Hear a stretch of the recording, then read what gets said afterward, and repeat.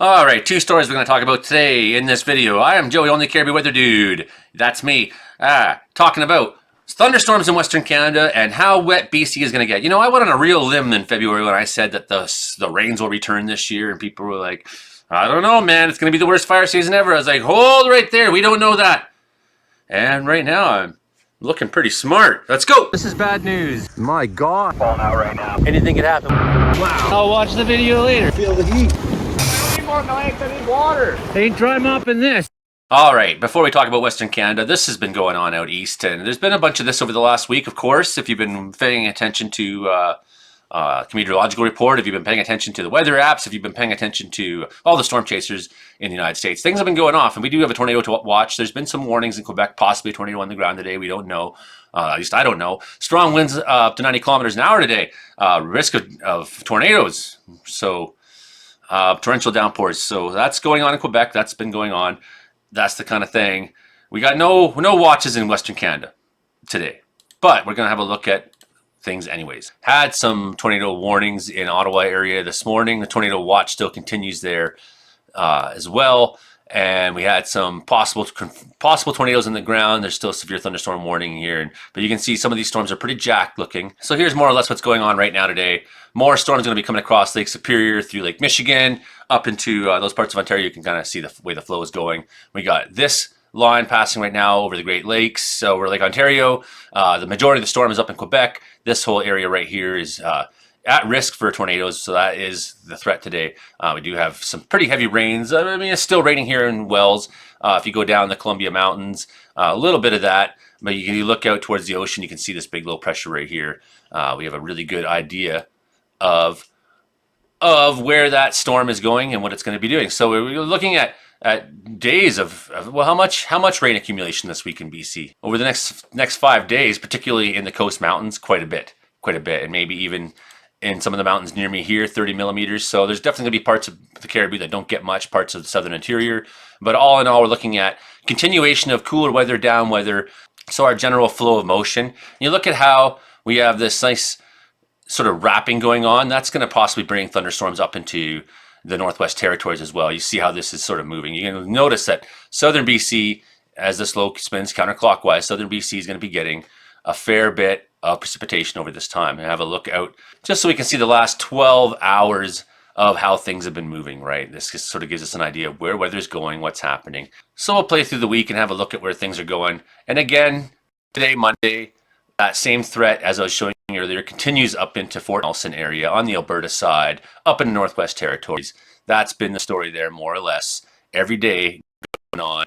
And we'll watch these thunderstorms moving out east. Going to be some big thunderstorm behavior, some big rainfall, some big storms hitting the prairies this week, and that's going to come in a couple days' time. So we'll just sort of watch the graphic out. And we look at Tuesday by noon in the Rocky Mountains to the south. We're seeing thunderstorms light up. We're seeing thunderstorms on Tuesday, possibly up into the Northwest Territories again. So, I mean, these aren't specific locations because things will change, but it just gives us a general idea of where things are going to be moving and how they'll be playing out.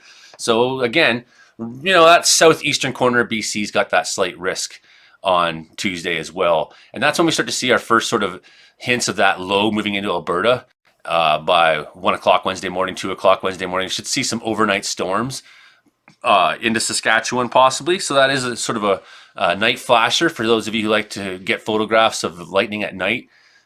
And you're in the prairies, keep that in mind that this week will probably be a chance to see some of that. Let's see Wednesday already now, Montana and the Dakotas, large storm possibility. And that's going to be moving northward.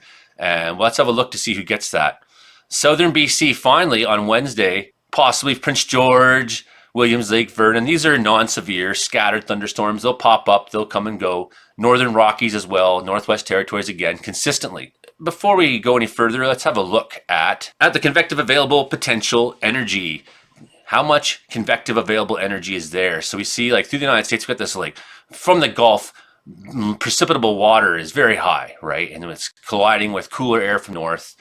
This is very warm, this area. So you see all the way up almost into Saskatchewan, that risk for really, really intense thunderstorms on Wednesday. Those Cape values are just crazy all through the Caribbean, through Mexico. When you go Thursday into the afternoon, we see that's popping up in Saskatchewan, So, maybe circle Thursday, Wednesday, Thursday for thunderstorm days to start.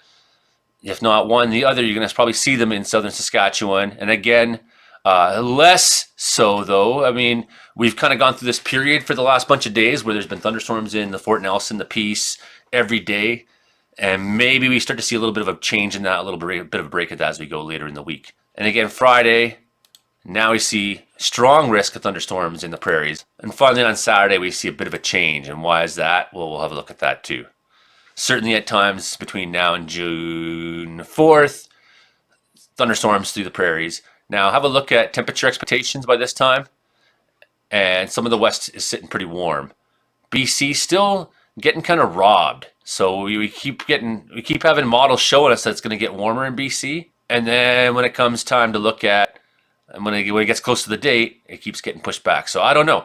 We expect warmer weather to show up in June, but it really seems to be forcing its way in the prairie side, and we're not getting the benefit of that expected warm weather. The high temperatures are out there. You go south, I mean, with 39s, these are very, very hot temperatures, even for there. Less than 10 days from now, 10 days, whatever. Still not seeing that real warmth in southern BC, not on the ECMWF. If we look at GFS modeling, it's got some different predictions. It does show a lot of that air feeding in the prairies, warming the prairies. It does show warm air moving into northern Manitoba, northern Ontario on Thursday the 30th. It thinks next week, Monday, we're going to have warm up in the Peace and up in Fort Nelson, up into Northwest Territory. So there's some different ideas here as to how things might happen. And GFS seems to think that maybe by next week we see 26s in the interior BC.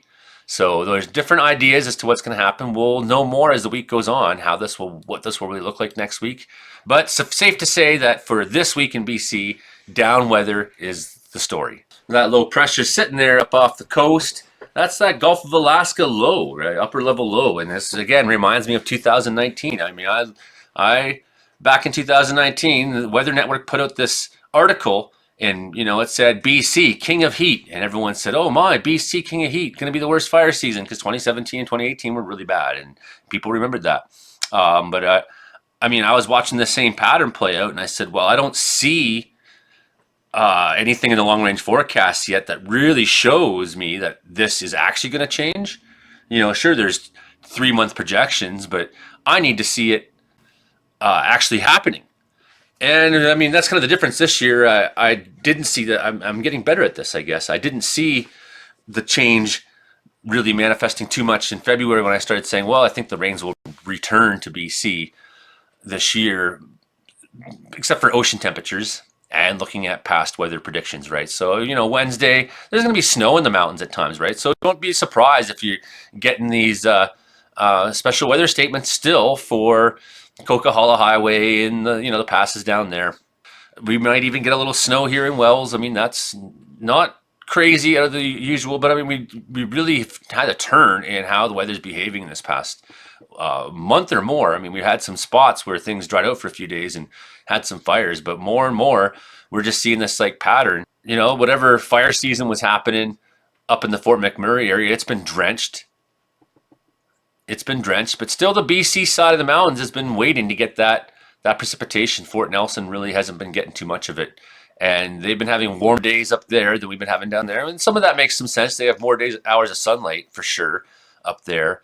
And they're blocked by the Rocky Mountains. They have that nice downsloping air that, they're getting, kind of a Chinook-like effect there, right? And as well, the precipitation goes out, hits the mountains, and it's got the orographic lift. It goes up over the mountains and kind of sails off in the distance somewhere and reforms somewhere else. So it's definitely experiencing precipitation mostly only in convective nature this last bunch of days, coming with thunderstorms and things like that. Again, another large Gulf of Alaska low coming by this weekend, right? And you see it's long tail wrapping up and around. You're like, how big is this thing? These are large systems, right? And they still keep coming off. There's another one in the Aleutian Islands sort of lining up, and it almost looks like a November pattern in a sense, right? But it's not. It's May. I mean, June can be the wettest month in the BC interior. It often is. It's just not always what we get. So, rain, possibilities of snow, Some higher precipitation amounts for some places in BC this week. Some popcorn thunderstorms maybe at times. Air up above is going to be cold. It's going to be very cold up above. You know, this weekend we were looking at Vernon, for example, and it was 17 degrees. It was the warmest place in the province on Saturday. You go up to 7,500 feet even. It was freezing. So, you know, what would be sort of the Twin Sisters Mountain in Wells, it was be freezing at the top of that if you go to the top of that mountain, if that mountain was in Vernon, right? But if you went up to it was minus 14 if you go up to 13,000 feet, and if you went up to 18,000 feet, it was minus 24. So very cold air up above us, aloft to work with, right? And that's what's, you know, what the upper level low, its nature is. It's cold up top, right? So that does trigger some thunderstorm behavior in the afternoons, but generally nothing serious. But you look through this week, there's really not much of a break in the rainy pattern on GFS or ECMWF models. They both more or less have repeat rounds of crappy weather hitting BC. There you go. That's just sort of a look at what to expect this week. You know, down weather again. And, you know, the best chance of thunderstorm mostly being in that Peace region, Fort Nelson region. Lots of these storms coming off the ocean, sending repeat waves of moisture at us. So we're not looking. You know, we know that hot weather is out there, and we know that the ridge wants to build into Western Canada, and so far we're not seeing evidence that BC is about to benefit from that quite yet.